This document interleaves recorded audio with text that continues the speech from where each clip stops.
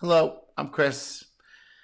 That portal still open. I gotta call in tech support. I don't know. They'll get back to me at some point, I guess. Anyway, today we're gonna be talking about the is Tesla's unlimited energy source hidden in the open sky? Some people don't know about this. This is something I've known about for a very long time, but some people don't know this exists or or they say, oh, it can't be harnessed, or yeah, it can be harnessed. It's like, but how much of it is it, and is it? Do we have enough? Is there enough there to power stuff like a society or machines or something? Let's take a look. Hi gang! I'd previously demonstrated generating power using atmospheric electricity. A hexacopter was used to lift one end of a wire high up into the air. Meanwhile, the other end of the wire was connected to a corona motor near the ground. Electricity then flowed through the wire and corona motor, making it turn. In this video, I'm going to explain how it works. Much of the following explanation is adapted from Nobel Prize winning physicist Richard Feynman's lecture on physics, his section called Electricity in the Atmosphere. For every meter you go up in the air, the voltage increases by around 100 volts, or we could say around 100 volts per yard. We can draw these voltage increases using what are called equipotential lines. Notice that the ground is negative and the sky is positive with respect to each other. According to Feynman, this extends upward to 50 kilometers, or 31 miles, where the air is very conductive. This is the case in fair weather. In stormy weather, like a thunderstorm, things are quite different, and I won't talk about that here. But if this voltage exists between your head and the ground, why don't you get a shock? The reason is that your body is a good enough electrical conductor that standing on the ground, you're basically a part of the ground.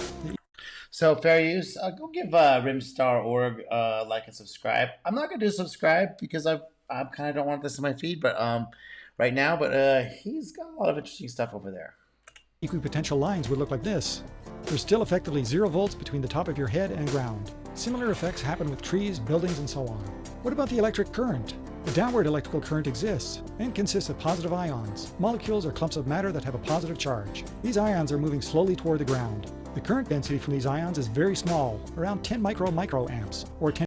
So this seems to be what Tesla was using out at his Wardenclyffe experiment with this massive tower. It seems to be what he was tapping into and using just that small differential to power stuff, experiments. And he seems to have done it that the same experiment out in Colorado.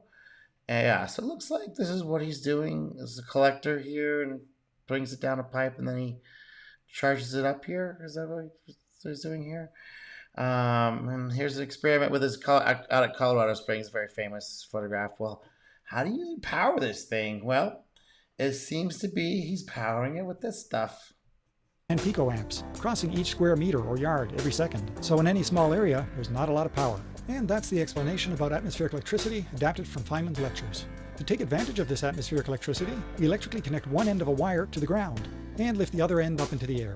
In our case, we got good results at around 120 meters or 390 feet up. At 100 volts per meter or 100 volts per yard, that's 12,000 volts between that height and the ground. But just as with you standing on the ground, the wire is an electrical conductor and so is also at ground potential. Looking at the equipotential lines around the wire, that voltage of 12,000 volts exists between some distance away from the wire and the wire. You can see that the equipotential lines are closest together at the top of the wire. This means the attraction is strongest there, and So you can see the shape here of the folding of the lines all bunched up right here.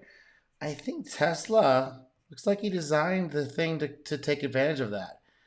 And I guess he may have not known that it was going like this, but you know, if this thing is he's using a toroid here, right?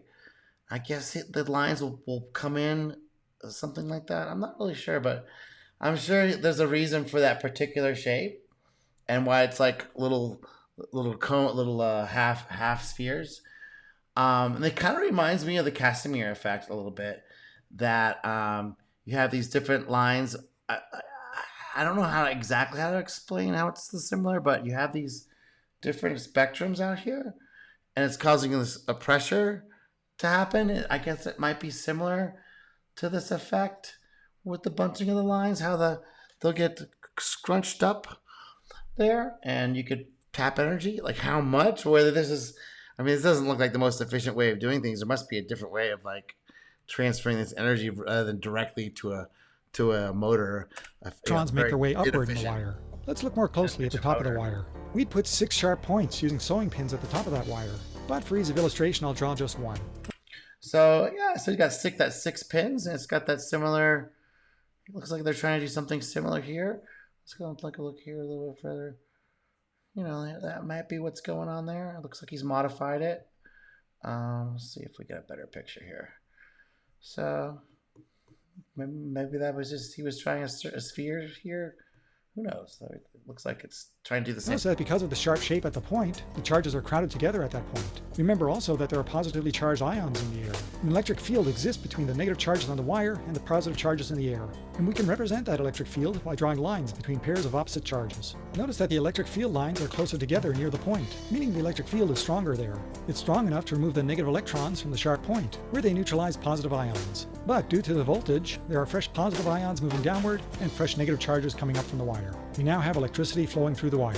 The electric current in that electricity is very weak though. We didn't measure it, but from my experience with electrostatics, I'd estimate it in the low microamps, or more likely even lower. That's not enough to turn an electromagnetic motor, one like you use in everyday life, but it is enough to turn an electrostatic motor, like this corona motor. So I'm sure that's just one wire inefficiently hoisted up. What happens if there's a field of them? It was up further. I don't know. The corona motor consists of a plastic cylinder surrounded by sharp-edged metal blades. Every second one of those blades is connected to the wire going up into the sky. That means that when the wire starts conducting, those blades are now at whatever voltage the top of the wire is up in the sky, though opposite in polarity, positive. That's why you get a shock when you touch one of those wires. Negative charge is then pulled from the plastic cylinder through a gap between the edge I don't know. I like seeing people get shocked a little. I don't know. of the blade and the cylinder. That leaves a cylinder with the same charge, and since like charges repel, a repulsion occurs that rotates the cylinder. The next blade is connected to earth ground and becomes negatively charged, and since opposite charges attract, it attracts the charged area of the cylinder. It then neutralizes that charged area by taking electrons from the ground. And that's how atmospheric electricity can power an electrostatic motor like a corona motor. It seems like you could power more stuff with it, and I'm wondering why. I mean, it's completely free. Doesn't seem to be used by anybody. It just seems to be in the atmosphere. Like, why is this never promoted as a thing? Because the amperage is so low. But if you had a field of them, I mean, yes, a small solar cell like this, yeah, it can't do power shit for it with it. I mean, over time, you'd power a meter or something, or some kind of transmitter that does it every week or two or whatever. Okay, fine. But that's just one wire. That's just one little cell part. What happens if you have a field of them? What happens if there's acres and acres where nobody's even living, like out in the middle of the desert? It doesn't seem to need to be cleaned. It just needs to be kept in the sky somehow. Okay. Well, thanks for watching. See my YouTube channel for more interesting videos like this. Yeah, go give him a like and subscribe. Check out his stuff. Yeah, I just want to bring it to your attention how that all works. And thanks for watching.